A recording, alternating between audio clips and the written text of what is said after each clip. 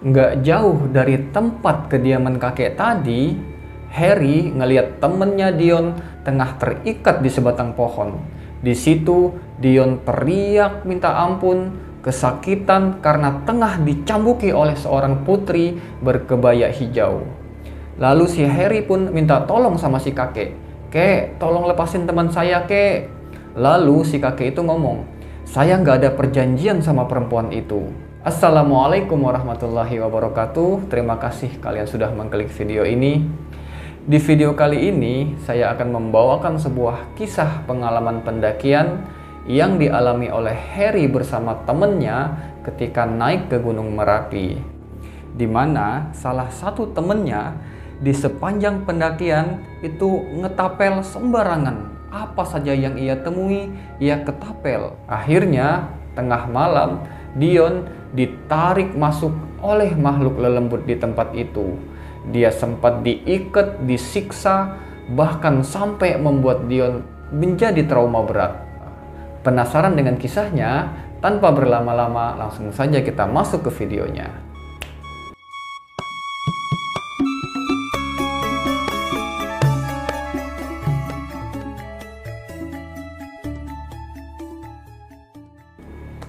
Tahun 1992, Dion yang baru pulang dari Amerika diajaklah sama Harry, teman SMP-nya, buat naik ke Gunung Merapi via Kinarjo.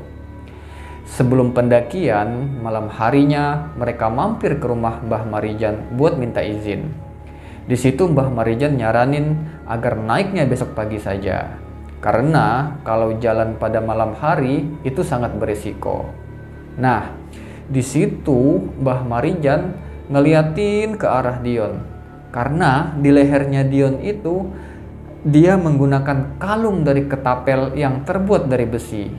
Beliau pun berpesan, nanti kalau naik ke gunung itu, tolong jaga sikap, jaga perilaku, sopan santun, dan jangan ngomong sembarangan, dan jangan merusak alam.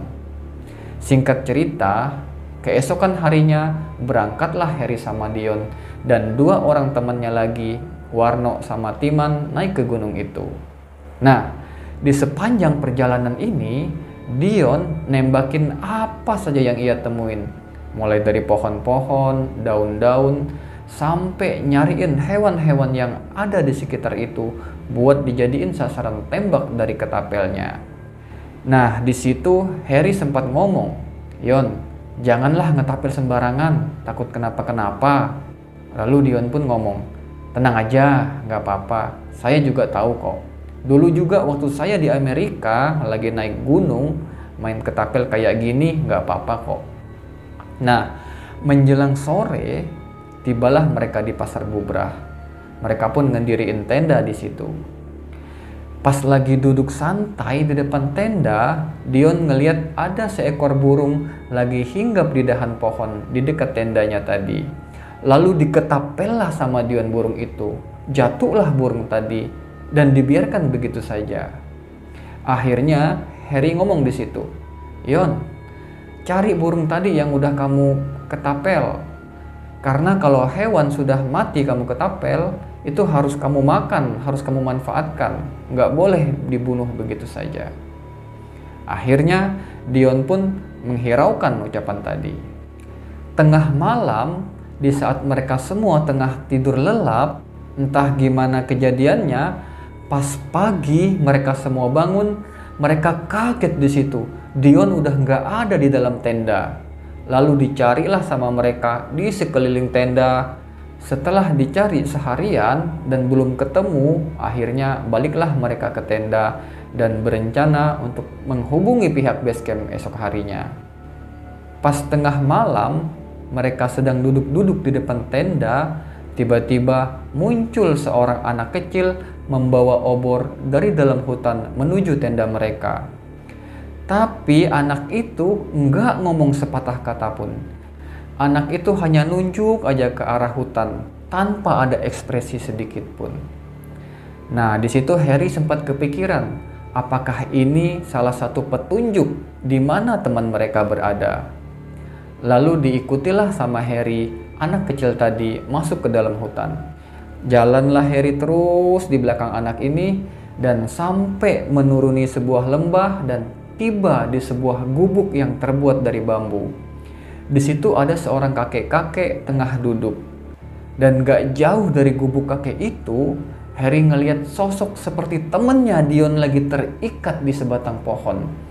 Dion lagi berteriak kesakitan dan minta tolong karena lagi dicambuki oleh seorang perempuan mirip putri berkebaya hijau. Di situ Harry kaget. Dia merasa ini benar apa mimpi. Tapi sejak tadi dia memang lagi mencari di mana keberadaan Dion. Lalu Harry pun ngomonglah sama kakek itu. "Kek, tolong lepasin teman saya itu, kek. Kasihan dia." Si kakek ngejawab, "Saya nggak ada perjanjian sama perempuan itu." Di situ Harry sambil memohon-mohon sama si kakek agar tetap menolong Dion. Akhirnya si kakek pun ngedatangin perempuan tadi dan sempat ada perdebatan antara kakek dengan perempuan itu. Akhirnya Dion pun dilepasin sama perempuan tadi dan dibawalah sama Harry menuju ke tenda. Di situ Dion tampak lemas, linglung dan gak berdaya sama sekali. Lalu istirahatlah Dion di dalam tenda, dan ketika mereka sedang istirahat, tiba-tiba datanglah 2 orang ranger dari bawah ke tenda mereka. Di situ si ranger ngomong kalau mereka mendapat laporan bahwa Dion udah 2 hari nggak balik ke tenda. Lalu Dion pun dibawalah ke base camp dengan cara ditandu. Setiba di base camp, Dion masih tampak linglung, diem, sepertinya dia mengalami trauma berat akibat kejadian itu.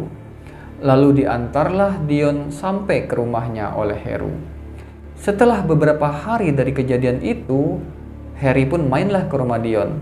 Nah, di situ orang tuanya Dion ceritalah ke Harry kalau semenjak turun dari gunung itu, Dion suka diem, menyendiri, kadang-kadang teriak-teriak sendiri di dalam kamar.